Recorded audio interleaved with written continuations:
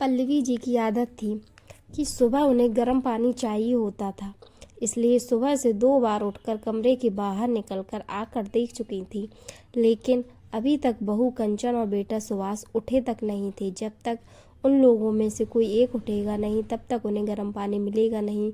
बात ये नहीं थी कि पल्लवी जी गर्म नहीं कर पाती, बात यह थी कि बहू रात को रसोई का काम खत्म कर रसोई में ताला लगा देती थी। अब जब तक ताला खुलेगा नहीं, पल्लवी जी को गर्म पानी मिलेगा नहीं।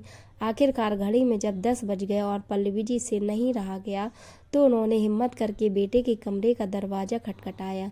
2-3 बार दरवाज़ा खटखटाने के बाद बहू की जगह बेटे ने आकर दरवाज़ा खोला और तमतमाते हुए बोला, क्या है माँ, सुबह सुबह परेशान कर रही हो? बेटा, मुझे गर्म पानी चाहिए था, रसोई में ताला लगा हुआ है, तो तुम रसोई का दरवाज़ा खोल दो ताकि मैं गर्म पानी कर सकूं। एक दिन गर्म पानी के बगैर नहीं रह सकती हो क्या माँ?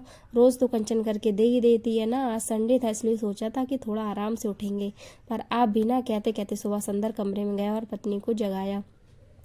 कंचन भी तिलमिलाते हुए उठी और चाबी लाकर सास के हाथ में रख दी।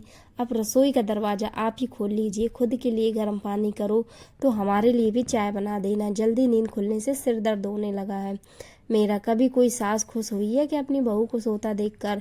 इन सास लोगों का बस चले तो बस बहू को मशीन बनाकर रखते हैं। कंचन बड़बड़ाती हुई वापस जाकर पलंग पर लेट गई। आखिर पल्लवी जी ने जाकर रसोई का दरवाज़ा खोला, खुद के लिए भी पानी गर्म किया और बेटे बहू के लिए चाय बनाकर उन्हें देकर आई। गर्म पानी लेकर अपने कमरे में आई ही थी कि 4 साल का पोता भानु जाग गया।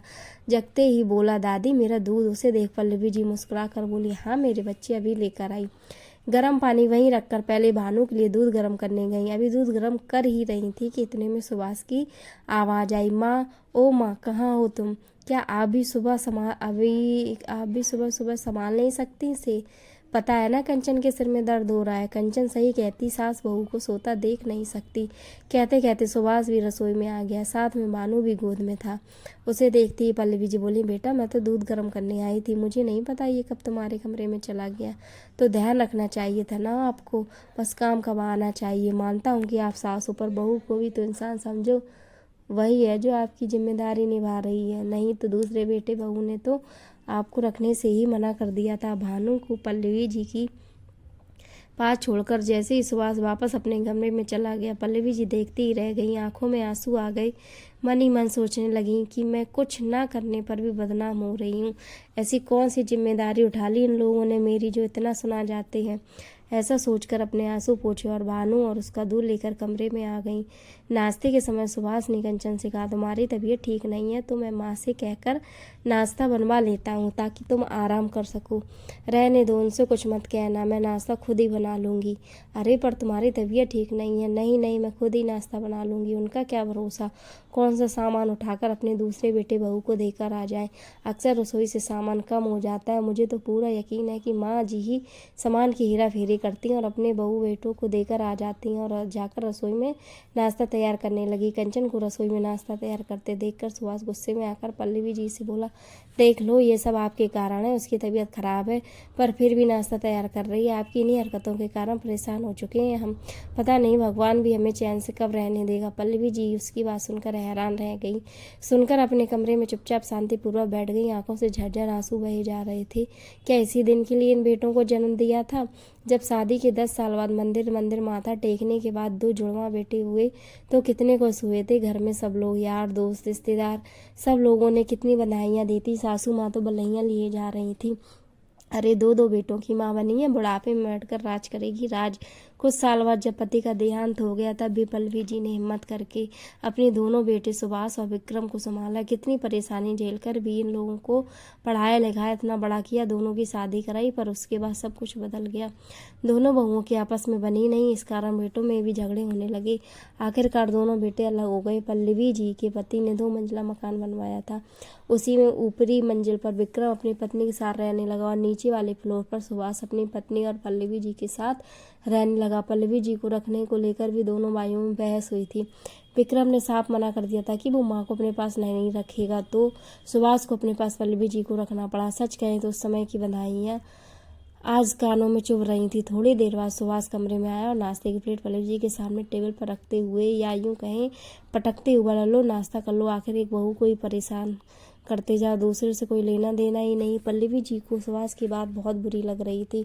उन्हें ऐसा लग रहा था जैसे नाश्ते की प्लेट उन्हें चिढ़ा रही है। ऐसा खाना भी किस काम का जो तिरस्कार करके दिया जाए। आखिर पल्लवी जी ने उस नाश्ते की प्लेट को हाथ भी नहीं लगाया। आखिरकार पल्लवी जी ने काफ़ी सोचा और सोच समझकर वो एक निर्णय पर पहुंची। शाम को विक्रम अपनी पत्नी के साथ बाहर कहीं घूमने जा रहा था। सुभाष और कंचन भी बाहर खड़े थे कि तभी एक प्रॉपर्टी ब्रोकर उनके घर पर आया। उसे देखकर चारों बेटे बहू हैरान रह गई। उसने आते ही पूछा, क्या मैं पल्लवी जी से मिल सकता हूँ? आपको पल्लवी जी से क्या काम है, हमें बताइए, हम उनके बेटे हैं। सुभाष ने कहा, जी मुझे पल्लवी जी ने फ़ोन करके बुलाया है। सब एक दूसरे को हैरानी से देखने लगे। इतने में पल्लवी जी अंदर से आई। क्या आप ही पल्लवी जी हैं? जी मैं ही पल्लवी हूँ।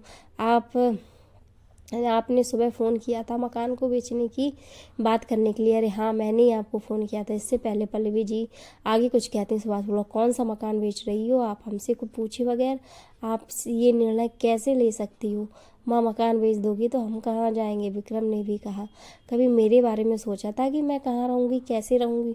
सुनाने में तुम लोग तो मुझे कोई कसर नहीं छोड़ते हो। मकान तो मेरे पति का बनाया हुआ है, मेरे नाम पर है, फिर किस हक से मकान में हिस्सा मांग रहे हो? पर माँ जी, समस्या क्या है?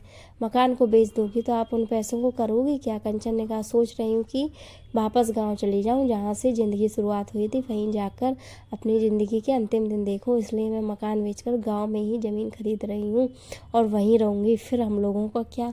छोटी बहू ने कहा, मुझे नहीं पता, तुम लोगों के तो हाथ पैर चलते हैं और उससे भी तेज़ जबान चलती है।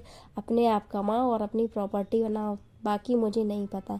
माँ, तुम इतनी स्वार्थी कैसे हो सकती हो? सुभाष और विक्रम एक साथ बोले। जो भाई एक दूसरे की शक्ल देखना पसंद नहीं करते थे, आज एक साथ हो गए थे। माँ को महानता का चोला मत पहनाओ। जैसे बेटे स्वार्थी हो सकते हैं, वैसे माँ भी स्वार्थी हो सकती है, और तुम जैसे बेटे हो तो माँ ऐसी ही होनी चाहिए। मैं ये मकान बेच रही हूँ, ये मेरा अंतिम निर्णय है, तुम लोग अपना बंदोबस्त देख लो। कहकर पल्लवी जी उस ब्रोकर को मकान दिखाने चलती। कुछ महीने बाद वो मकान बिक गया और पल्लवी जी गांव में मकान लेकर वहीं रहने लगी। फ्री टाइम वहाँ बच्चों को पढ़ाती थी और गांव के शांत वातावरण में अपनी ज़िंदगी जीती थी। अब उनको किसी की जली कटी तिरस्कार भरा भोजन नहीं खाना पड़ेगा। यहाँ वो अपनी मर्जी से रहती और वो पल्लवी जी बहुत खुश थी, क्योंकि यहाँ कोई रसोई में ताला नहीं लगाता था, वो खुद की मालिक थी। दोस्तों, कैसी लगी है स्टोरी हमें कमेंट सेक्शन में ज़रूर बताएं, और ऐसी स्टोरी सुनने के लिए